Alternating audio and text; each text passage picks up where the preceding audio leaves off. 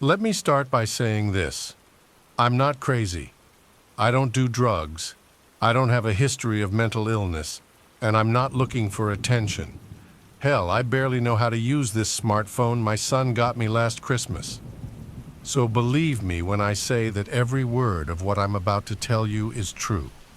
It's a story about Bigfoot, but not the one you think you know. This is about Mark, and how meeting him changed my life forever. It was 1987, and I was a mess. 28 years old, college dropout, no job, no girlfriend, and a bank account that was circling the drain faster than my self-esteem. My parents, God bless them, were at their wits' end. They'd been patient, supportive even, but there's only so much a couple can take before they start to wonder if they've raised a perpetual loser. I remember the day it all came to a head. It was a Tuesday, unremarkable in every way except for the fact that it was the day my life took a sharp left turn into the realm of the unbelievable. I was sprawled on the couch watching some mindless daytime TV and munching on a bowl of stale cereal when my dad walked in. He was still in his work clothes, tie loosened, and a day's worth of stubble on his chin. He looked tired, but there was a determination in his eyes that made me sit up straighter. "Daniel," he said, his voice gruff but not unkind, "we need to talk." I knew what was coming. It was the talk we'd been dancing around for months now. The "when are you going to get your life together" talk. The "we can't keep supporting you forever" talk. I braced myself for the worst. "Your mother and I have been patient," he began, settling into his favorite armchair. "We've tried to give you time to figure things out, but, well, son, time's up." I nodded, unable to meet his eyes. "I know, Dad, I'm trying, I really am." He sighed, running a hand through his thinning hair. "Trying isn't enough anymore, Daniel. You need to do. You need to make something happen. We can't keep watching you waste your life away on this couch." His words stung, but I couldn't argue. He was right. I was wasting my life, and I knew it. But knowing it and doing something about it were two very different things. "We've decided," he continued, his voice softening slightly, "that you have 2 months. 2 months to find a job, any job, and start contributing to this household. If you can't do that, well, then you'll need to find somewhere else to live." The words hit me like a physical blow. I'd known it was coming, but hearing it out loud made it real in a way I wasn't prepared for. 2 months, 8 weeks to turn my life around or end up on the street. "I understand," I mumbled, my eyes fixed on the worn carpet beneath my feet. My dad stood up, hesitated for a moment, then put a hand on my shoulder. "We're not doing this to punish you, son. We're doing it because we love you. Sometimes a man needs a push to find his way. Consider this your push." With that, he left the room, leaving me alone with my thoughts and a rapidly cooling bowl of cereal. I'd love to say that my dad's ultimatum lit a fire under me, that I sprang into action and turned my life around overnight. But the truth is, I panicked. The thought of job hunting, of putting myself out there and facing rejection after rejection was paralyzing. So I did what any rational, mature adult would do in my situation. I decided to go camping. Yeah, I know. Not my brightest moment, but in my defense, I was desperate for an escape. I needed time to think, to clear my head and figure out my next move. And what better place to do that than in the great outdoors, right? I spent the next day gathering supplies. I dug out my old camping gear from the garage, blew off the dust, and prayed that the tent didn't have any holes. I loaded up on beef jerky and granola bars, figuring they'd last me for a few days. I didn't bother telling anyone where I was going, partly because I didn't want to face the disappointment in my parents' eyes, and partly because I hadn't actually decided where I was going yet. It wasn't until I was in my beat-up '71 Chevy Vega, driving aimlessly out of town, that I settled on a destination: Appalachia National Park. I'd been there once as a kid on a family vacation, and I had vague memories of dense forests and breathtaking views. It seemed as good a place as any to have my quarter-life crisis. Now I know what you're thinking. Appalachia National Park? I've never heard of it. Well, that's because I changed the name. Trust me, if I told you the real location, it'd be swarming with Bigfoot enthusiasts and monster hunters before you could say Sasquatch. So for the sake of preserving what little peace is left in those woods, we'll stick with Appalachia. As I pulled into the parking lot at the head of Winding Arrow Trail, I felt a mix of excitement and trepidation. The excitement came from the sheer beauty of the place. It was early autumn, and the trees were a riot of color. Reds, oranges, and yellows painted the landscape in a breathtaking display that no artist could hope to capture.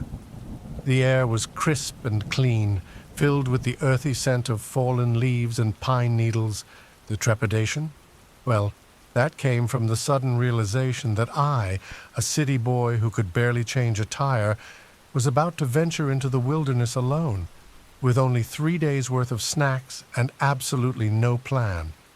I sat in my car for a good 10 minutes, gripping the steering wheel and seriously considering turning around and heading home. But the thought of facing my parents, of admitting defeat before I'd even tried, was enough to push me out of the car.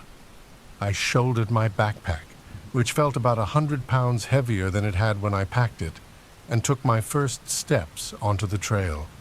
The gravel crunched under my boots and a cool breeze rustled through the trees. It was peaceful, serene even. For a moment, I felt like I'd made the right decision. That feeling lasted about 4 hours. By then, I was deep in the forest. The well-maintained trail had given way to a narrower, less defined path.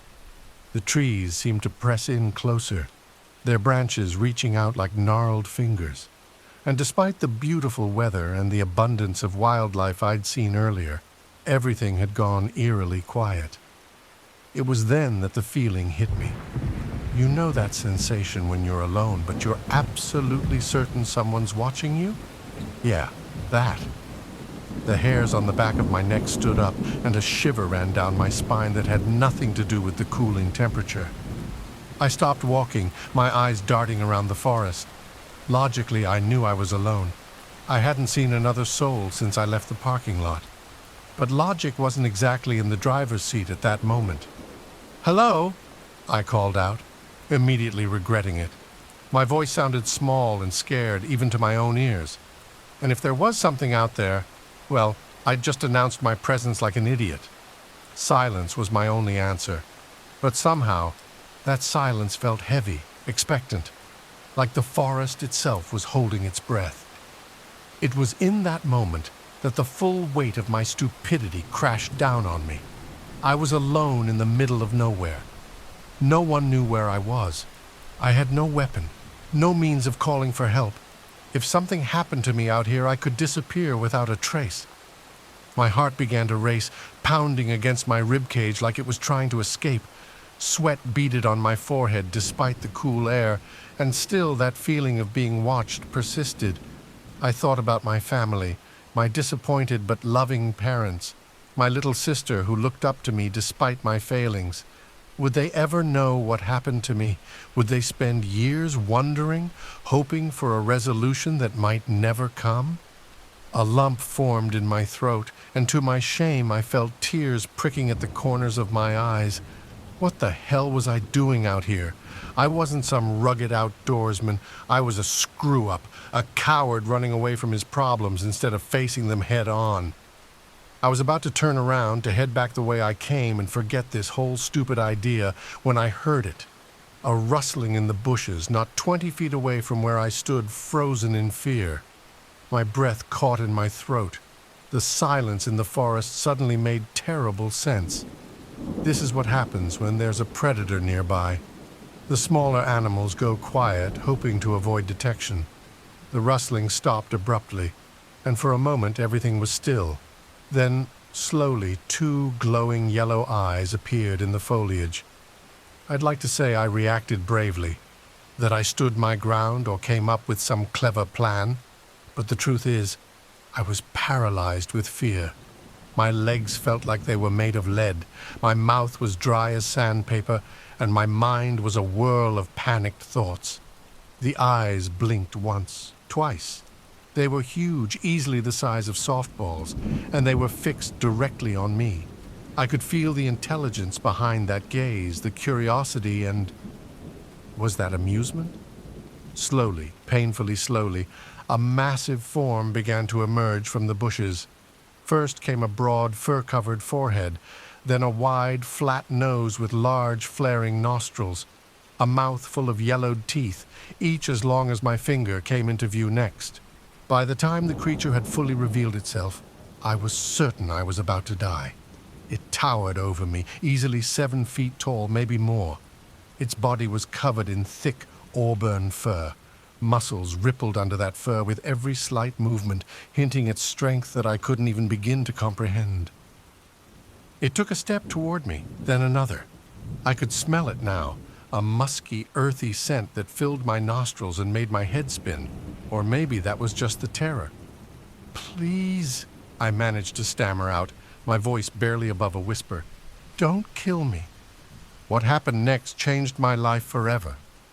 The creature's mouth, which had been set in a grimace that showed off those terrifying teeth, suddenly curved upwards.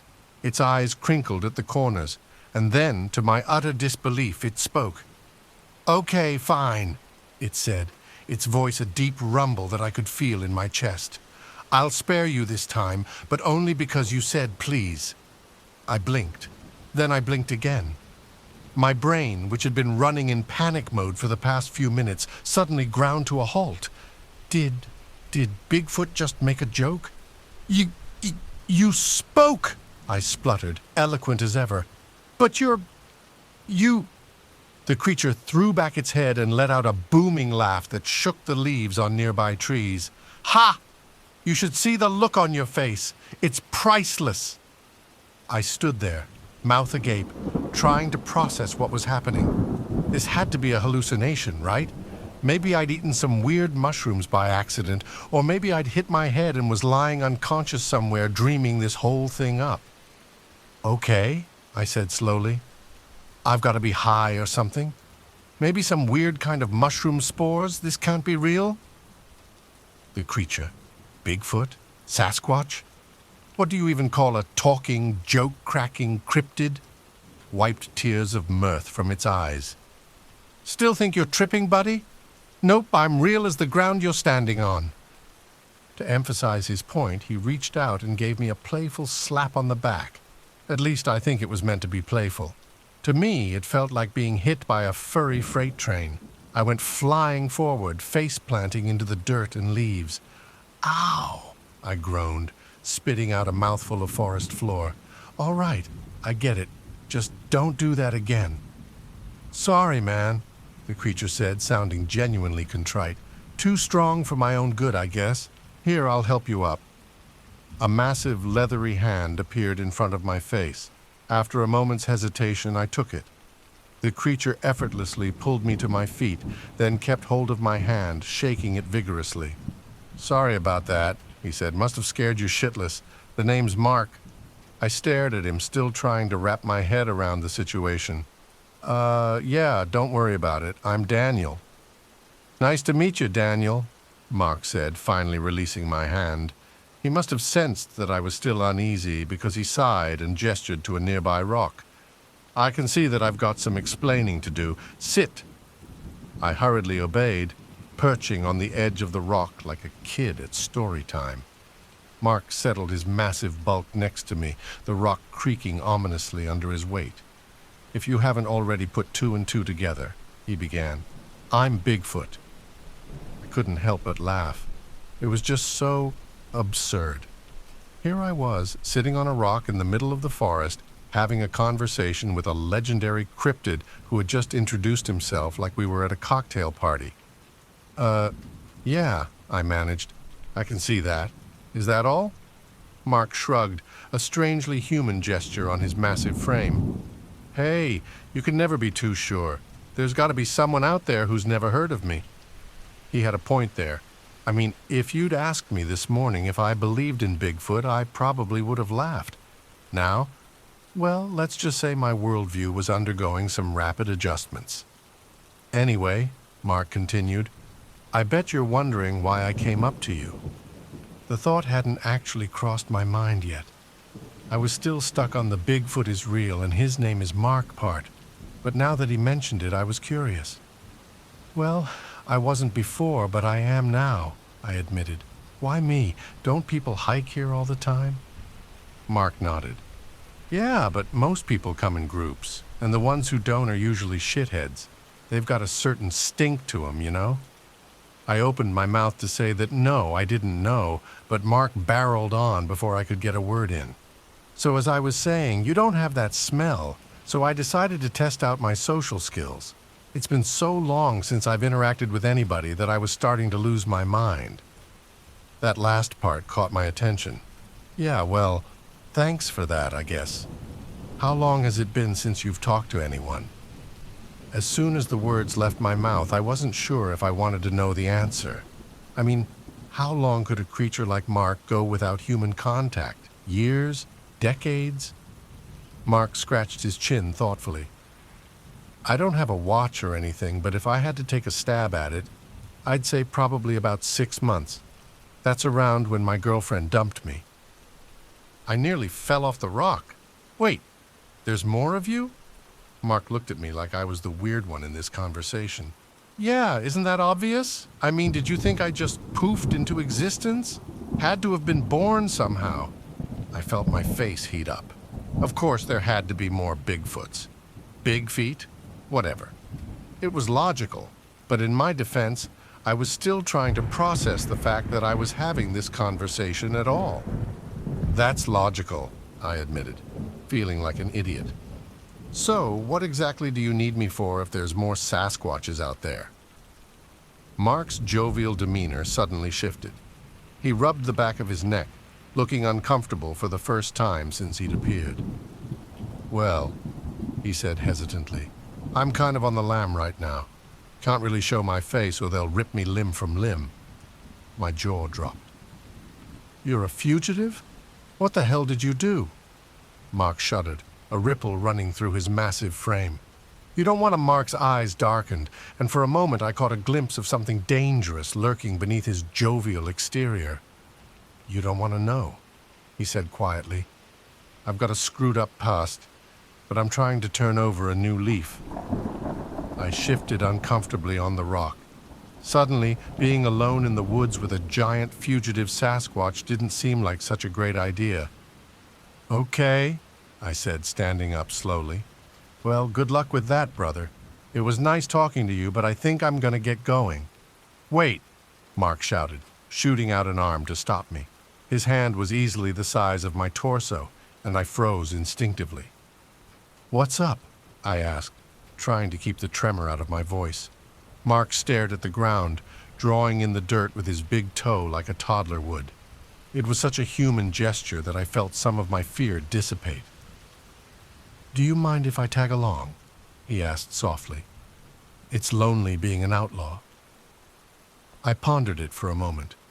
On one hand, I was still half convinced that I was hallucinating this whole encounter. On the other hand, if Mark was real, he could snap me like a twig without breaking a sweat. It seemed to me that I only had one option. Sure, I said, hoping I wouldn't regret this decision. You can come. But I'm only staying out here for one night, okay? I've got, work tomorrow evening? It was a lie, but Mark didn't need to know that. Mark's face lit up like a kid on Christmas morning. Great! Better make the most of it then. And just like that, I found myself hiking through the Appalachian wilderness with Bigfoot as my companion. Life's funny sometimes, isn't it? As we walked, Mark kept up a steady stream of chatter. Despite my initial reservations, I found myself warming up to him. He had a wry sense of humor and a way of looking at the world that was both naive and insightful. So, Daniel, Mark said as we navigated a particularly steep section of the trail, what brings you out to these woods all by yourself? You don't strike me as the solo hiking type. I chuckled humorlessly. That obvious, huh? Well, the way you nearly pissed yourself when you saw me was a pretty big clue. I shot him a glare, but there was no heat behind it. Yeah, well, not all of us are 7-foot-tall forest monsters. Some of us are just lost. Mark raised an eyebrow at that. Lost? In what way? Because I gotta tell you, if you're literally lost, I'm a great guide. Not that kind of lost, I sighed. More like life lost, I guess. I'm 28 years old, no job, no prospects, still living with my parents. They're about ready to kick me out, and I don't know what to do. Mark was quiet for a moment, which I was learning was unusual for him. When he spoke again, his voice was softer than I'd heard it before. You know, Daniel, I might not know much about human society, but I do know a thing or two about feeling lost. I looked up at him, curious. Yeah? He nodded, his eyes distant. Yeah. When I was younger, and I'm talking maybe 100 years ago, give or take a decade, I felt like I didn't fit in anywhere. Too smart for the other Sasquatches, Sasquatchy for the humans. I wandered these forests for years trying to find my place. I nearly tripped over a root. Wait, 100 years ago? How old are you? Mark grinned, showing off those massive teeth. Old enough to know better, young enough to do it anyway. But that's not the point. The point is, feeling lost is part of life. It's what you do when you're lost that matters. I mulled over his words as we continued walking. There was wisdom there, hidden beneath the fur and fangs. So, what did you do? I asked finally. Mark's grin widened.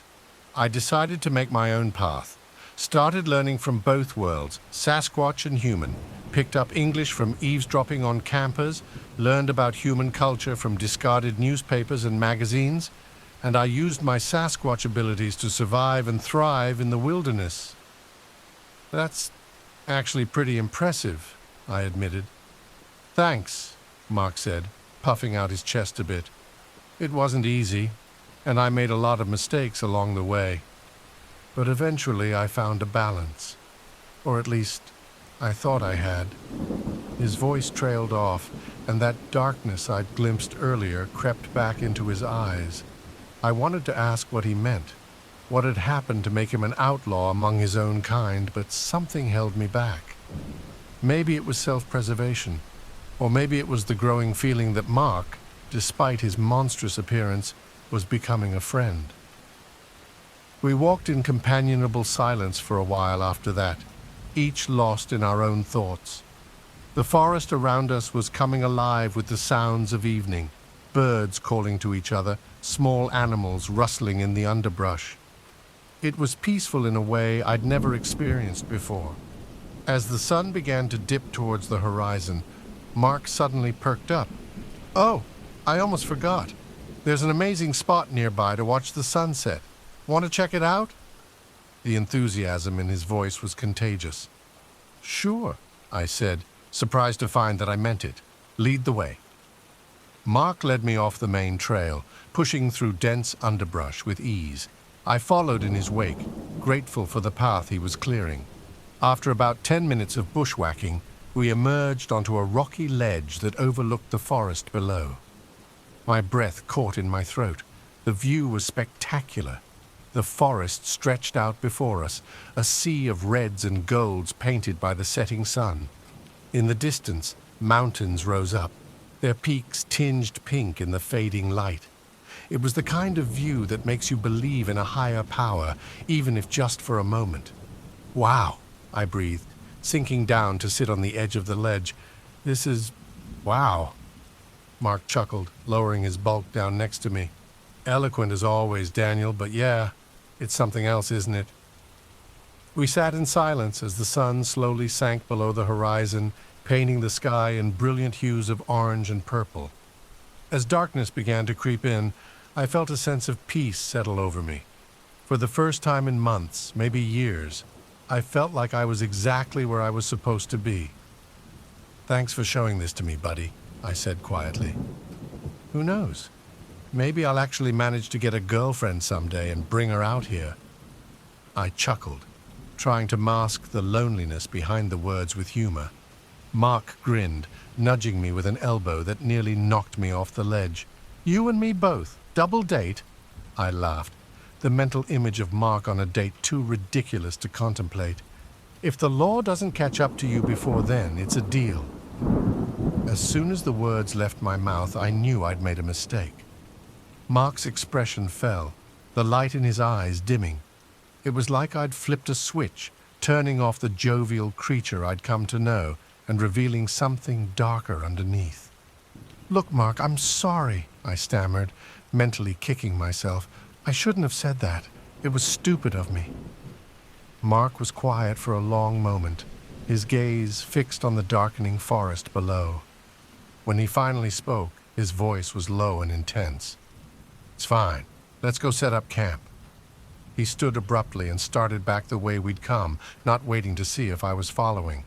I scrambled to my feet, hurrying after him. As I followed Mark's massive form through the twilight forest, I couldn't shake the feeling that I'd just gotten a glimpse of something I wasn't supposed to see, something dangerous. What had Mark done to become an outlaw? And more importantly, was I safe with him out here in the middle of nowhere? As we reached a small clearing that Mark deemed suitable for camping, I pushed those thoughts aside. I'd come out here to escape my problems, not to take on someone else's. Besides, despite his mysterious past, Mark had been nothing but kind to me. I owed him the benefit of the doubt. "Thanks for helping me set up," I said as we finished pitching my small tent. "Sorry I don't have a bigger tent, though.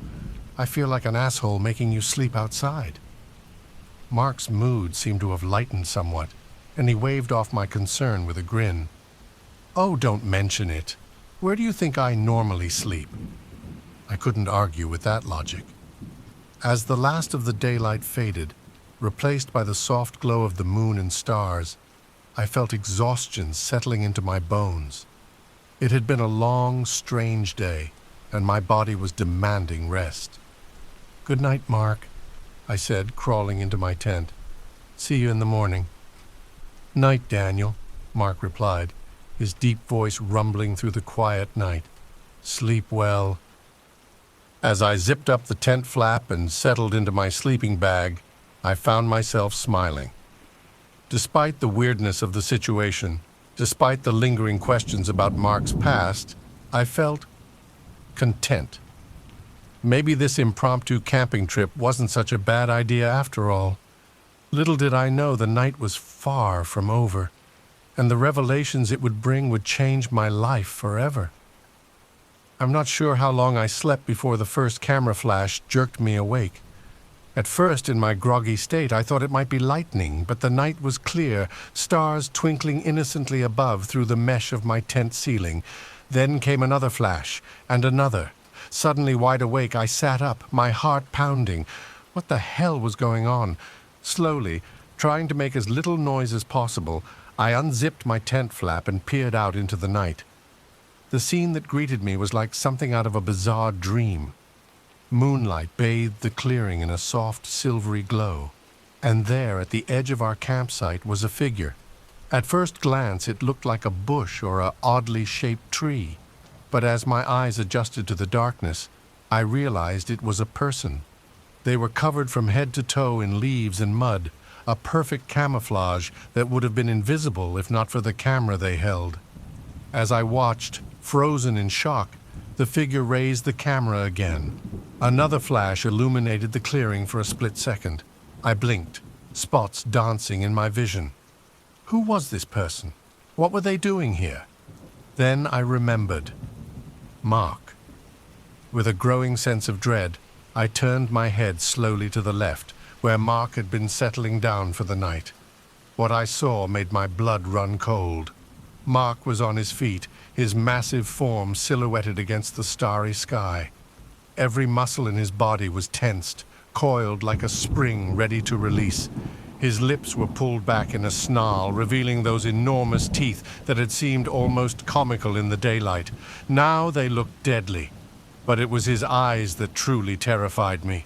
They glowed red in the darkness, filled with a rage so intense it was almost palpable. Gone was the friendly, joke-cracking Sasquatch I'd spent the day with. In his place stood a predator, ancient and terrifying. I wanted to call out, to warn the camouflaged figure, to do something to prevent what I knew was about to happen. But fear had paralyzed me, turning my limbs to lead and stealing my voice. All I could do was watch in horror as the scene unfolded before me. Mark moved with a speed that seemed impossible for a creature of his size. One moment he was at the edge of the clearing, the next he was on the photographer. The camera clattered to the ground, forgotten, as Mark's massive hand closed around the person's throat.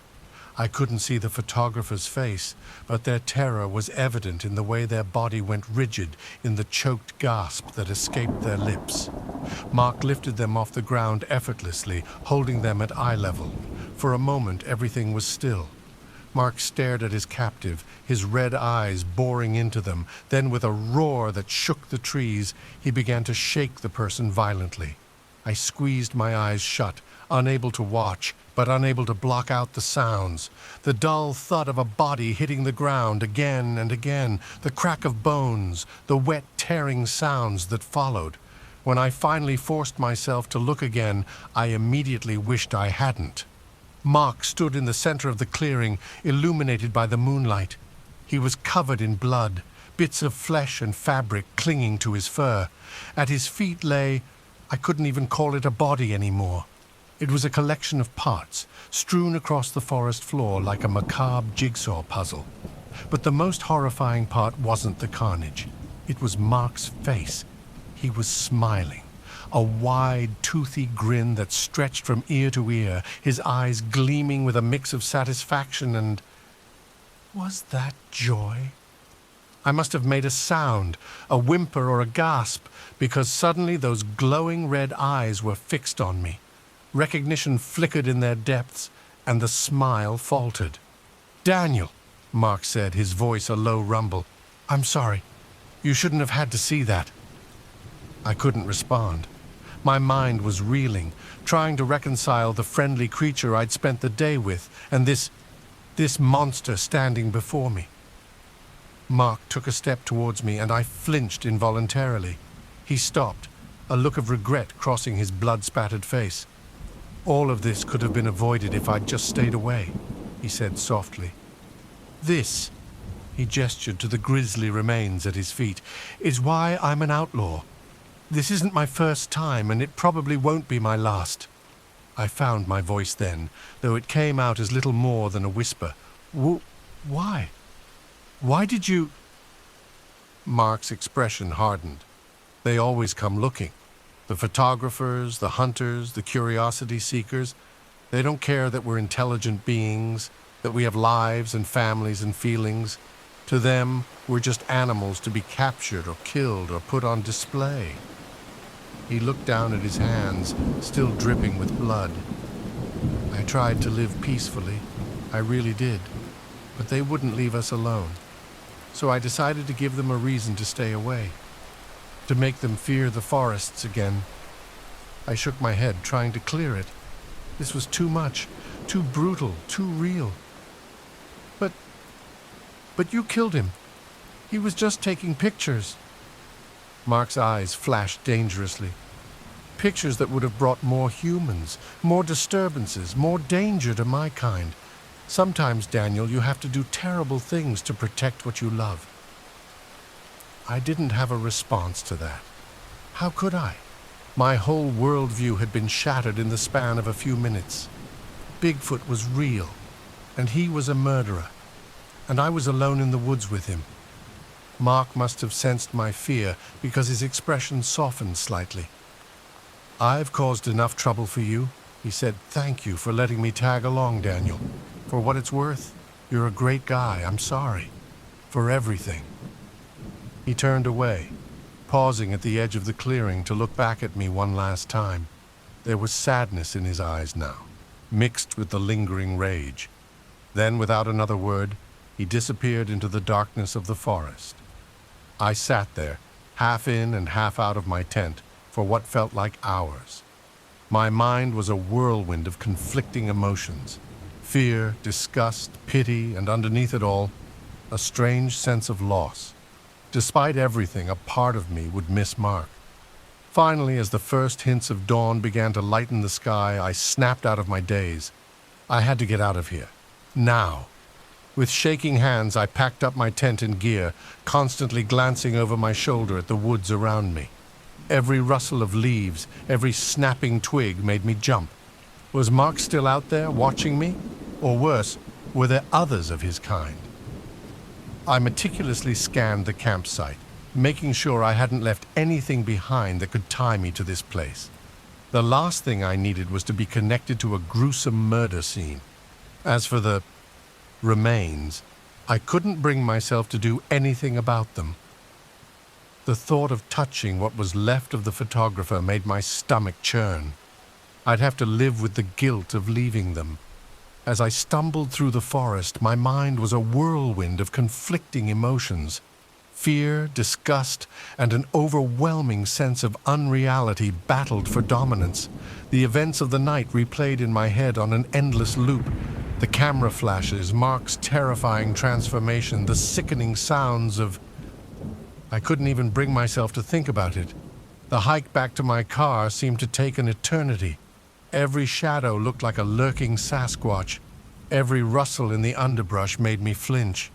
By the time I finally reached the parking lot, the sun was peeking over the horizon, painting the sky in hues of pink and gold. It would have been beautiful if I wasn't so terrified. I practically fell into the driver's seat of my beat-up Chevy, fumbling with shaking hands to get the key in the ignition. As the engine roared to life, I allowed myself one last look at the forest. For a moment, I thought I saw a large, shadowy figure at the tree line watching me, but when I blinked, it was gone. I peeled out of that parking lot like the hounds of hell were after me. Or maybe Sasquatches of hell would be more accurate. The gravel road rattled my old car, but I didn't slow down until I hit the highway. As the miles ticked by and the forest receded in my rearview mirror, the adrenaline that had been keeping me going began to wear off. Exhaustion settled into my bones, making my eyelids heavy. But I couldn't stop. I had to get home, had to get back to something normal and familiar. It was mid-morning by the time I pulled into my parents' driveway. The neighborhood was quiet, people already gone to work or school. I sat in the car for a long moment, trying to compose myself. How was I supposed to act normal after what I'd just experienced? Finally, I dragged myself out of the car and up to the front door. I hesitated, my hand on the doorknob. What was I going to tell my parents? Hey, sorry I disappeared for a couple days. Oh, by the way, Bigfoot is real and he's a murderer. Yeah, that would go over well. Before I could decide what to do, the door swung open. My mom stood there, her eyes wide with surprise and relief. Daniel, where have you been? We were worried sick. I opened my mouth, but no words came out. Instead, to my horror and embarrassment, I burst into tears. The next few hours were a blur. My mom ushered me inside, calling for my dad. They peppered me with questions that I couldn't answer, their concern turning to confusion, and then to worry as I sat on the couch, alternating between sobbing and staring blankly at the wall. Eventually, exhaustion won out.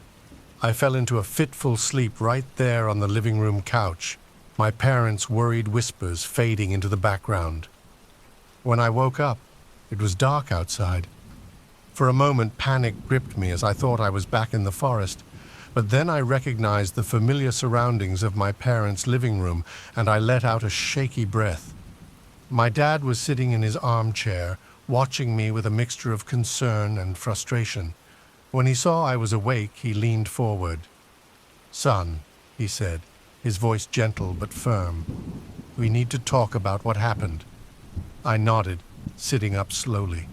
My whole body ached, as if I'd run a marathon.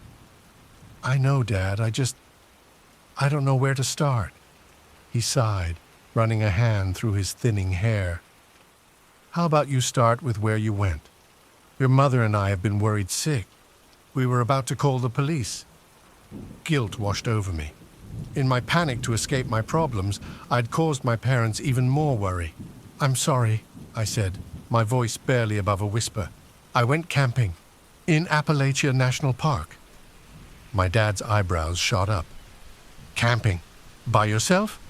Daniel, that's incredibly dangerous. What were you thinking? I wasn't, I admitted. I needed to get away, to think. To think about what? About the ultimatum I gave you? His voice softened.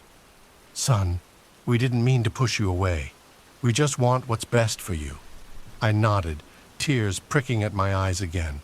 I know, Dad, I know, and I'm sorry I've been such a disappointment. No, he cut me off, moving to sit beside me on the couch. You're not a disappointment, Daniel. You're just lost. And that's okay. We all get lost sometimes. His words reminded me of what Mark had said about feeling lost and making your own path. The memory brought a fresh wave of emotion crashing over me. Dad, I said, my voice shaking, something happened out there. Something incredible and terrible, and I don't know what to do. My father's brow furrowed with concern. What do you mean? Did someone hurt you? I shook my head. No, well, not exactly. It's hard to explain. Try me, he said, settling back into the couch. I promise I'll listen, no matter how strange it might sound.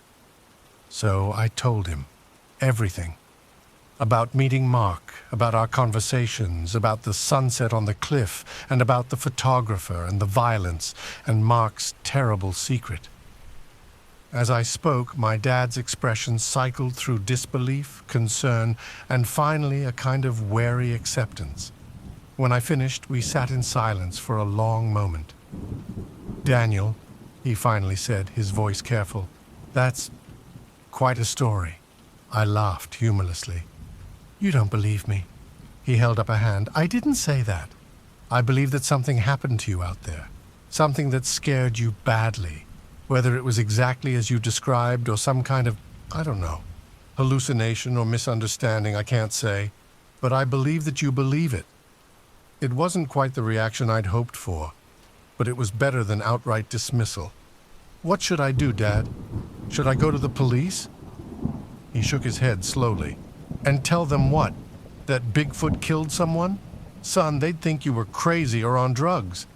No, I think the best thing to do is to try to move on. Move on? I echoed, incredulous. How am I supposed to move on from this? My dad placed a hand on my shoulder. One day at a time. Look, why don't you get some rest? Things often seem clearer in the morning. We can talk more tomorrow. Figure out a plan for your future. I nodded, suddenly feeling exhausted again. As I stood to head to my room, my dad pulled me into a tight hug. I love you, son, he said, no matter what. I love you too, Dad, I replied, my voice muffled against his shoulder. That night, as I lay in my childhood bed, I stared at the ceiling, my mind racing. How was I supposed to go back to normal life after what I'd seen? How could I focus on finding a job when I knew that creatures like Mark were out there? But as I drifted off to sleep, I realized something. My encounter with Mark, as terrifying as it had been, had shown me something important. The world was bigger, stranger, and more mysterious than I'd ever imagined. And if a creature like Mark could find his way in it, maybe I could too. Tomorrow, I decided, I would start looking for a job. Not because my parents were forcing me to, but because I wanted to. I wanted to find my place in this weird, wild world. And who knew? Maybe someday I'd find my way back to those woods. Maybe someday I'd see Mark again. But for now, I had a life to build. And for the first time in a long time, I was actually looking forward to it. Years have passed since that fateful night in the forest. I did find a job eventually. Started at the bottom of a small tech company, worked my way up. Got married, had kids. On the surface, my life looks perfectly normal. But I've never forgotten Mark, or what I saw that night. Sometimes when I'm alone in the woods behind our house, I swear I can hear a rustling in the bushes, see a flash of auburn fur. It's probably just my imagination. Probably. I've never told anyone else about what happened. Who would believe me? But sometimes when the wind is right and the moon is full, I find myself looking out into the darkness wondering, is he still out there? Are there others? And sometimes in my dreams, I'm back on that cliff, watching the sunset with a Sasquatch named Mark. In those dreams, things end differently. We part as friends, with promises to meet again. I wake from those dreams with a mixture of relief and regret. The world is a strange and wonderful place, full of mysteries we may never fully understand. My encounter with Mark taught me that. It also taught me that sometimes the line between monster and man is thinner than we'd like to believe. So if you're ever out in the woods and you feel like you're being watched, remember my story. And remember, sometimes saying please can save your life. But whatever you do, don't bring a camera.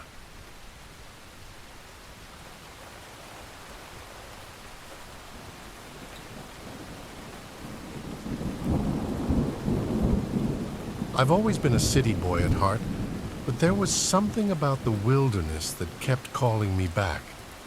Maybe it was the crisp air, untainted by exhaust fumes and city smog, or perhaps it was the silence, broken only by the rustling of leaves and the occasional bird call.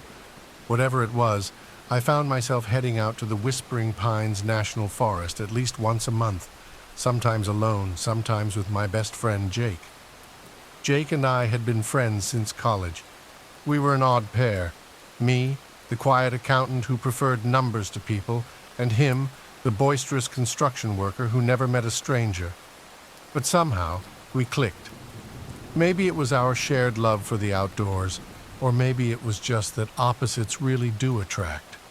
Whatever the reason, we'd been thick as thieves for over a decade. It was Jake who first introduced me to camping. I remember that first trip like it was yesterday. I was a nervous wreck, convinced that every rustle in the bushes was a bear coming to maul us. Jake just laughed, cracked open a beer, and told me to relax. "Nature ain't out to get you, buddy," he'd said, his voice carrying easily in the quiet of the forest. "You just gotta respect it, that's all." Over time, I learned to love it as much as he did. The peace, the quiet, the way the stars seemed to shine brighter out here, away from the city lights. It became our escape, our way of resetting when the world got to be too much. But if I'd known what was waiting for us in those woods, I might have never set foot in them again. It was supposed to be a routine trip. 3 days, 2 nights, just like we'd done 100 times before. We'd hike in, set up camp, do some fishing, maybe spot some wildlife. Nothing we hadn't done before. Nothing that should have gone wrong. We set out early on a Friday morning, the bed of Jake's old pickup loaded down with our gear. The drive out to the forest was filled with our usual banter.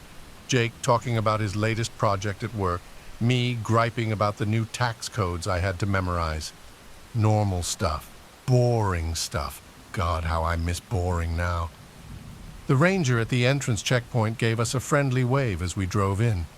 We'd become regulars over the years, and most of the park staff knew us by sight, if not by name. "Heading to your usual spot?" she asked, leaning out of a booth. Jake flashed her his trademark grin. "You know it, Sarah. Any warnings we should know about?" Sarah shook her head. "Nothing major. There's been some increased bear activity near Crescent Lake, but you boys aren't heading that way, are you?" "Nah, we're sticking to the eastern trails," I chimed in. "Thanks for the heads up, though." She waved us through, and we continued down the winding dirt road that led deeper into the forest. As the trees closed in around us, I felt the familiar sense of peace settling over me. Out here, there were no deadlines, no angry clients, no bills to pay, just us in the wilderness. If only I'd known it would be the last time I'd feel that peace. We reached our usual parking spot around noon. It was a small clearing just off the main road, barely big enough for Jake's truck. From here, it was a 2-hour hike to our preferred campsite. As we unloaded our packs, I noticed Jake seemed distracted. He kept glancing at the tree line, his brow furrowed. "Everything okay?" I asked, shouldering my backpack. He blinked, then shook his head as if to clear it. Yeah, just thought I saw something in the trees. Probably nothing." I followed his gaze but saw nothing but the dense forest. Bear? Nah, didn't look like a bear. It was... I don't know, forget it. Let's get moving before it gets too late. I should have pressed him further, should have asked what he thought he saw, but I didn't. I just nodded, locked up the truck, and followed him into the woods. The hike was uneventful, just the way I liked it. The trail was familiar, every twist and turn etched into my memory from countless trips before. We chatted as we walked, our voices mingling with the sounds of the forest. But every now and then, I'd catch Jake looking over his shoulder, his eyes scanning the trees behind us. Each time, I'd follow his gaze, but I never saw anything out of the ordinary. We reached our campsite late in the afternoon. It was a beautiful spot, a small clearing nestled between two hills, with a babbling brook nearby. We discovered it on our third trip out here and had been coming back ever since. As we set up camp, I couldn't shake the feeling that something was off. The forest seemed quieter than usual. The birds weren't singing as much, and even the insects seemed subdued. "Hey, Jake," I said as I hammered in a tent stake. "Does something feel weird to you?" He paused in the middle of unrolling his sleeping bag. "What do you mean?" "I don't know, it's just quiet. Too quiet, maybe?" Jake listened for a moment, then shrugged. "Maybe. Could be a storm coming in. Animals get quiet before bad weather sometimes." I nodded, but I wasn't convinced. The sky was clear, with no hint of clouds, but I pushed the feeling aside. We were here to relax after all. No point in borrowing trouble. As the sun began to set, we got a fire going. Jake had always been better at it than me, able to coax flames from even the dampest wood. Tonight was no exception. Soon, we had a cheerful blaze going, casting flickering shadows across our campsite. We sat around the fire, cracking open beers and heating up some canned chili. It was our traditional first night meal, a tradition we'd kept up for years. As we ate, Jake suddenly sat up straight, his eyes fixed on something behind me. "What is it?" I asked, turning to look. But there was nothing there, just the dark forest, the trees barely visible in the firelight. Jake shook his head. "Nothing. Thought I saw... Never mind. Pass me another beer, would you?" I handed him a can, studying his face. He looked tense, his usual easygoing expression replaced by something I couldn't quite read. "Jake, what's going on? You've been jumpy all day." He sighed, taking a long pull from his beer before answering. "I don't know, man. I've just got this feeling, you know? Like we're being watched." A chill ran down my spine, and not just from the cooling night air. Watched? By what? If I knew that, I wouldn't be so freaked out, would I? He forced a laugh, but it sounded hollow. "It's probably nothing, just my imagination running wild. Forget I said anything." But I couldn't forget. As the night wore on, I found myself glancing into the darkness more and more often, straining my ears for any sound out of place. But there was nothing, just the crackle of the fire and the distant hooting of an owl. Eventually, Jake announced he was turning in. "Early start tomorrow if we want to do any fishing," he said, stretching as he stood. "You coming?" I shook my head. "Nah, I think I'll stay up a bit longer. Enjoy the fire." He nodded, clapped me on the shoulder, and retreated to his tent. Soon I heard his familiar snores drifting out into the night. I sat there alone, staring into the flames. The fire had died down a bit, but it was still putting out a decent amount of heat. I found myself mesmerized by the dance of the flames, the way they twisted and curled in the air. And that's when I heard it. A voice, so quiet I thought I might have imagined it at first. It seemed to be coming from the fire itself, a low, sibilant whisper that sent shivers down my spine. "Are you cold?" it asked. "Are you lonely? Are you hungry?" I blinked hard, shaking my head. This couldn't be real. I must be more tired than I thought. But the voice continued, growing louder, more insistent. "Come closer. We can keep you warm. We can keep you company. We can satisfy your hunger." Against my better judgment, I leaned in closer to the fire. The flames seemed to reach out towards me, beckoning me closer. They were beautiful, hypnotic. I could see shapes forming in the fire now, faces that appeared and disappeared in the blink of an eye. I knew I should be afraid. I knew this wasn't natural, but I couldn't bring myself to care. All I wanted was to be closer to the fire, to feel its warmth, to hear more of what it had to say. I stood up, taking a step towards the flames. They roared higher, as if in approval. The heat should have been unbearable, but it felt good, comforting, like coming home after a long journey. "That's it," the fire whispered. "Come to us, be one with us. Let us show you wonders beyond your imagination." I took another step, and another. The fire was all around me now, a swirling vortex of heat and light. I could feel it calling to me, promising me things I couldn't even begin to comprehend. I reached out, my hand moving towards the flames of its own accord. I wanted to touch it, to feel it, to become one with it. Just as my fingers were about to make contact with the fire, something slammed into me from the side. I hit the ground hard, the impact knocking the wind out of me. As I gasped for air, I heard Jake's voice, frantic and scared. "What the hell are you doing? Are you trying to kill yourself?" I blinked, looking around in confusion. The fire was just a normal campfire again, crackling innocently in its pit. There was no vortex, no whispering voices, just me, lying on the ground, with Jake kneeling over me, his face pale in the firelight. What happened?" I asked, my voice hoarse. Jake helped me sit up, his hands shaking. "You tell me, buddy. I woke up to take a leak and saw you about to stick your hand in the damn fire. What were you thinking?" I shook my head, trying to clear it. "I don't know. I heard voices. In the fire. They were calling to me." Jake's expression grew even more concerned. "Voices? In the fire? Man, maybe we should pack up and head back. This isn't right." But even as he said it, I saw his eyes drawn to the flames. For a moment, just a moment, I saw the same look on his face that I'm sure had been on mine. A look of longing, of desire. Then he blinked and it was gone. "Come on," he said, pulling me to my feet. "Let's put this fire out and get some sleep. We'll figure out what to do in the morning." As Jake doused the flames, I couldn't shake the feeling that this was far from over. Something was out there in the forest, something that had nearly lured me to my death. And I had a sinking feeling that it wasn't done with us yet. Little did I know our ordeal was just beginning. Sleep didn't come easy that night.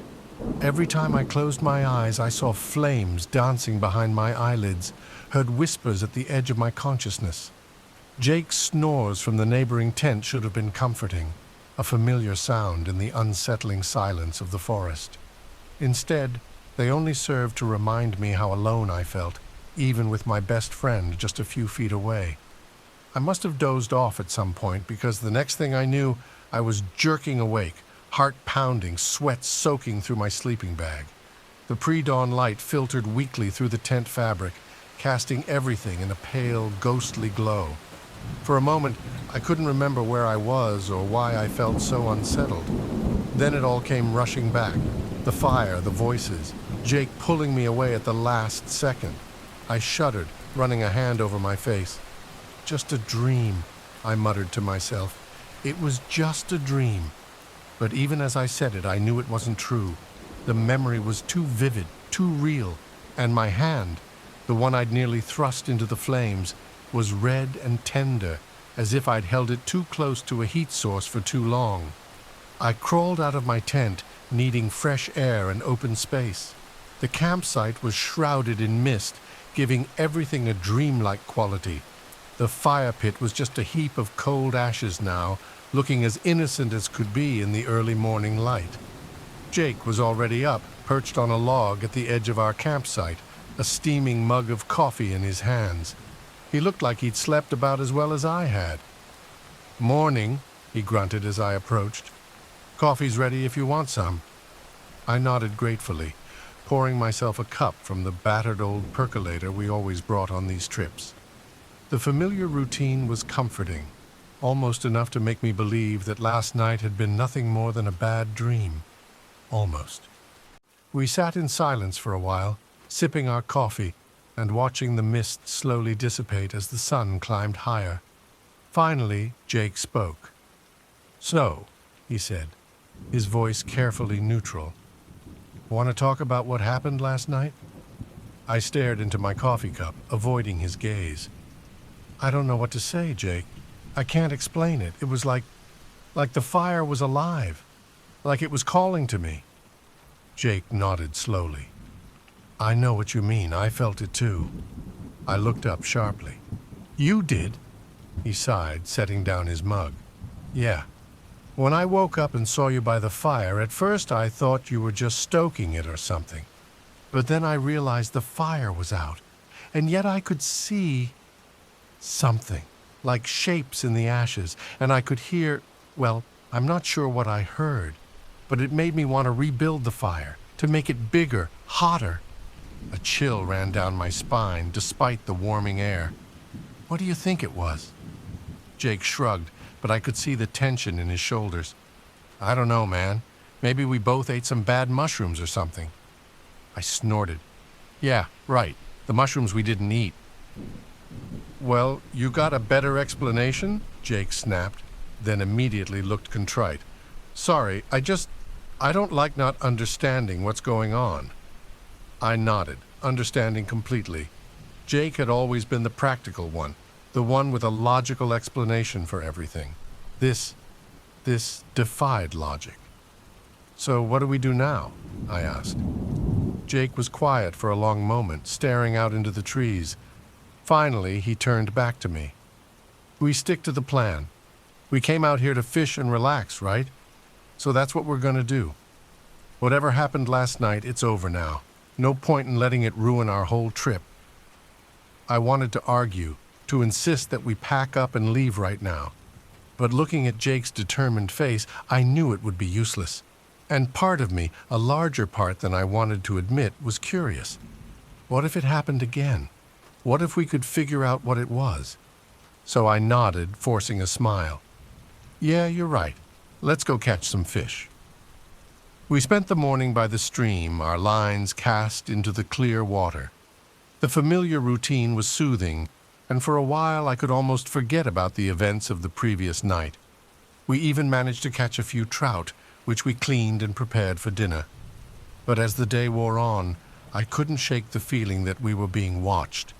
Every rustle in the underbrush, every snapping twig made me jump. More than once I caught Jake staring intently into the forest, his body tense, as if he was expecting something to leap out at us at any moment. As the sun began to set, we made our way back to the campsite. Neither of us mentioned it, but we both gathered more firewood than usual, building up a larger stockpile than we typically would. "Just in case it gets cold," Jake muttered when he caught me eyeing the pile. I nodded, not calling him out on the obvious lie. We both knew the real reason. We wanted a big fire tonight. Whether it was to keep whatever was out there away or to invite it closer, I wasn't sure. As darkness fell, we got the fire going. This time, I was the one who built it, carefully arranging the wood and kindling. Jake watched me, his expression unreadable in the gathering gloom. The flames caught quickly, building into a strong, steady blaze. We sat around it, the heat warming our faces as we ate our dinner of fresh trout and canned beans. Neither of us spoke much, our eyes constantly drawn to the dancing flames. At first everything seemed normal. The fire crackled and popped, sending sparks floating up into the night sky. But as the hours wore on, I began to notice something. A pattern in the flames that seemed almost deliberate. Shapes that formed and dissolved, only to reform again moments later. I glanced at Jake and saw that he was leaning forward, his eyes wide, reflecting the firelight. He saw it too. "Jake," I said, my voice barely above a whisper. "Do you—" "Shh!" He cut me off, not taking his eyes off the fire. "Listen." I fell silent, straining my ears. At first, all I could hear was the normal sounds of the forest at night, the chirping of crickets, the distant hoot of an owl. But then, underneath it all, I heard it, a whisper so faint I could barely make it out. "Come closer," it seemed to say. "We have so much to show you." I felt myself leaning forward, drawn by an irresistible force. The fire seemed to grow brighter, the flames reaching higher, as if trying to bridge the gap between us. "Jake," I managed to choke out, "we should put it out now!" But Jake didn't respond. He was on his feet now, swaying slightly as he stared into the heart of the fire.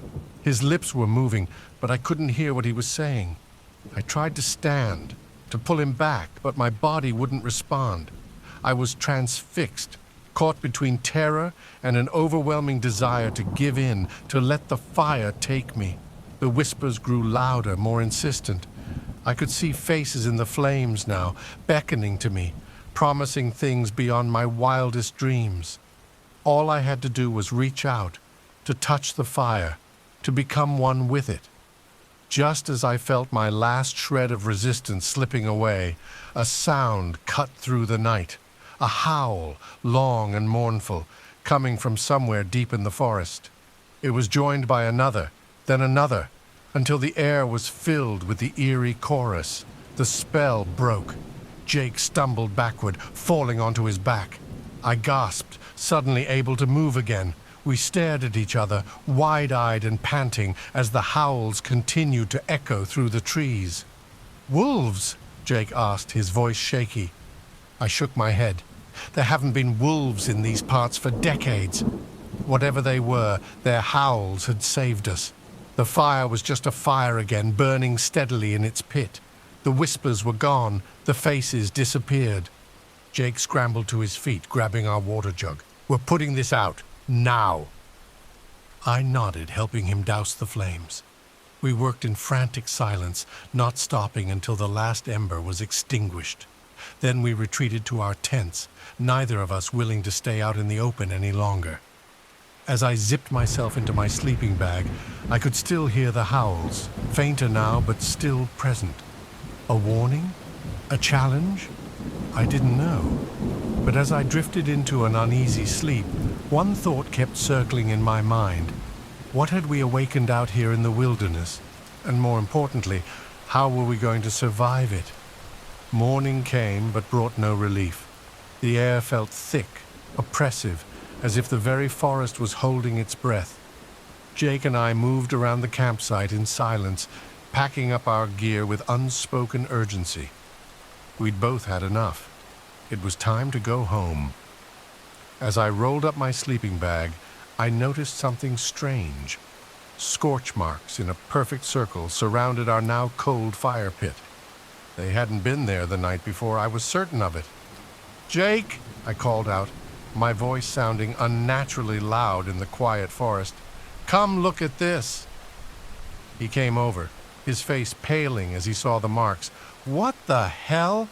I shook my head at a loss for words. The marks looked almost like footprints, as if something had danced around our fire in the night, leaving burning imprints in the soil.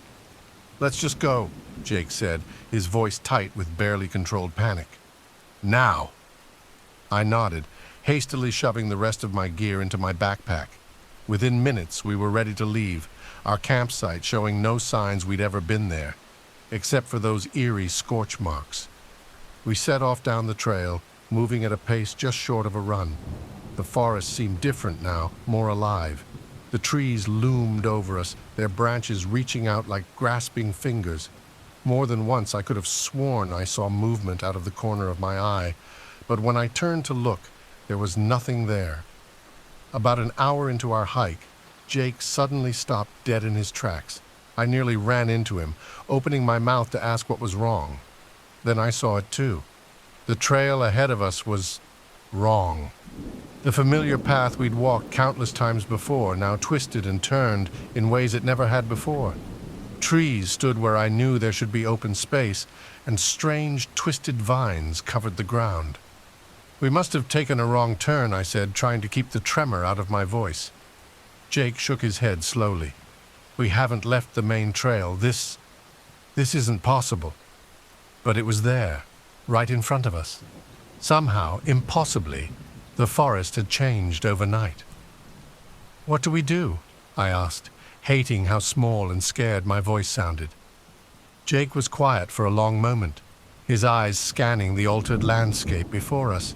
Finally, he spoke, his voice firm despite the fear I could see in his eyes. "We keep going. We stick to the trail no matter how strange it looks. It has to lead out eventually." I nodded, not trusting myself to speak. We pressed on, the forest growing stranger with every step. The trees seemed to whisper as we passed, their leaves rustling despite the lack of wind. Strange flowers bloomed along the path, their petals an unnatural fiery red. As we walked, the air grew warmer, more humid. Sweat dripped down my back, and I found myself gasping for breath. It felt like we were walking into the mouth of a furnace. Then, suddenly, we emerged into a clearing. But it wasn't the parking area where we'd left Jake's truck. Instead, we found ourselves standing at the edge of a vast, circular space. At its center burned a bonfire larger than any I'd ever seen, its flames reaching high into the sky. Around the fire danced shapes. I couldn't call them people, though they moved on two legs. Their bodies seemed to be made of living flame, twisting and flickering as they moved in a hypnotic rhythm. "Oh, God," Jake whispered beside me. "What are they?" As if in answer, one of the figures turned towards us. It had no face, just a swirling vortex of fire where features should be. Yet somehow I knew it was looking right at us. Then it spoke, its voice the same whisper we'd heard in our campfire, but amplified 100-fold. "Welcome, children of flesh," it said. "We've been waiting for you." Jake and I stood frozen, unable to move, unable to speak. The fiery figure glided towards us, leaving scorched footprints in its wake. "For so long we've been trapped here," it continued, "bound to this forest, able only to reach out through the flames you so carelessly invite into our domain. But now you're here, in the flesh." I felt a heat on my chest and looked down to see the pendant I always wore, a family heirloom, a small silver flame my grandmother had given me, glowing red hot. The fire being noticed it too. "Ah," it said, its voice filled with what I can only describe as hunger. "You bear our mark. You are the one we've been waiting for." It reached out a flaming hand towards me. I wanted to run, to scream, to do anything but stand there. But I was paralyzed, caught in the hypnotic dance of its fiery body. Just as its fingers were about to touch me, Jake snapped out of his trance. With a yell, he shoved me backwards, breaking the fire being's hold on me. "Run!" he shouted, already turning to flee. I didn't need to be told twice. We ran, crashing through the underbrush, no longer caring about staying on the trail. Behind us, I could hear the roar of flames and the angry howls of the fire beings. We ran until our lungs burned and our legs felt like jelly. Finally, we burst out of the tree line and onto the gravel road where we'd parked Jake's truck. It was still there, looking absurdly normal after everything we'd just experienced. We dove into the truck, Jake fumbling with the keys as I looked back at the forest. The trees were moving, swaying as if in a strong wind, though the air was perfectly still, and in their shadows I could see flickers of flame, drawing ever closer. The engine roared to life and Jake slammed the accelerator to the floor. We peeled out of there, gravel spraying behind us as we fishtailed onto the main road. As we sped away, I turned to look back one last time. The forest was receding into the distance, looking as peaceful and normal as it always had. But just for a moment, I thought I saw a figure made of flame standing at the edge of the trees, watching us go. We drove in silence for a long time, both of us too shaken to speak. It wasn't until we were back on the highway, the forest far behind us, that Jake finally spoke. What were those things?" he asked, his knuckles white on the steering wheel. I shook my head, my hand unconsciously going to the pendant around my neck. It was cool now, showing no signs of the impossible heat it had generated in the forest. "I don't know," I said, "but I think—" I think they've been there all along, waiting. Jake nodded slowly. We can't ever go back there, you know that, right? And we can't tell anyone about this, they'd never believe us. I agreed, but even as I did, I felt a pull, a longing to go back, to see the fire beings again, to learn more about what they were, what they wanted. I pushed the feeling away, terrified by its intensity. Whatever those things were, they were dangerous. We'd been lucky to escape.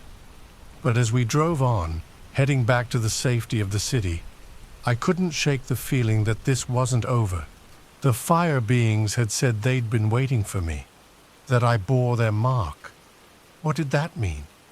And more importantly, what would happen now that they'd found me? As the highway stretched out before us, carrying us back to our normal lives, I couldn't shake the certainty that someday, somehow, I would find out, whether I wanted to or not. Weeks passed, then months. Jake and I never spoke about what happened in the forest. We went about our lives pretending everything was normal, but things had changed between us. There was a distance now, an unspoken tension whenever we were together. I tried to forget about the fire beings, to convince myself it had all been some kind of shared hallucination. But every night I dreamed of flames, of dancing figures made of fire calling out to me, beckoning me to join them, and my pendant. It was different now. Sometimes, when I was alone, I could swear I saw it glow just for a moment. A faint, fiery light that vanished as soon as I tried to look at it directly. I knew I should get rid of it. Throw it away, bury it, anything to sever this connection to whatever we'd encountered in the forest. But I couldn't bring myself to do it. It was a part of me now, for better or worse. One night, as I sat alone in my apartment, I found myself staring into the flame of a candle I'd lit. As I watched, the flame seemed to grow, to take on a life of its own. And in its dancing light, I saw a familiar shape forming. "We're still waiting," a voice whispered, barely audible. "Come back to us. Come home." I blew out the candle, my heart pounding. But even in the darkness, I could still see the afterimage of the flame burned into my vision, and I knew, with a certainty that terrified me, that someday I would answer that call. The fire beings were patient. They had waited this long. They could wait a little longer, but not forever. As I sat in the darkness, my pendant warm against my chest, I realized that my journey hadn't ended in that forest clearing. It had only just begun.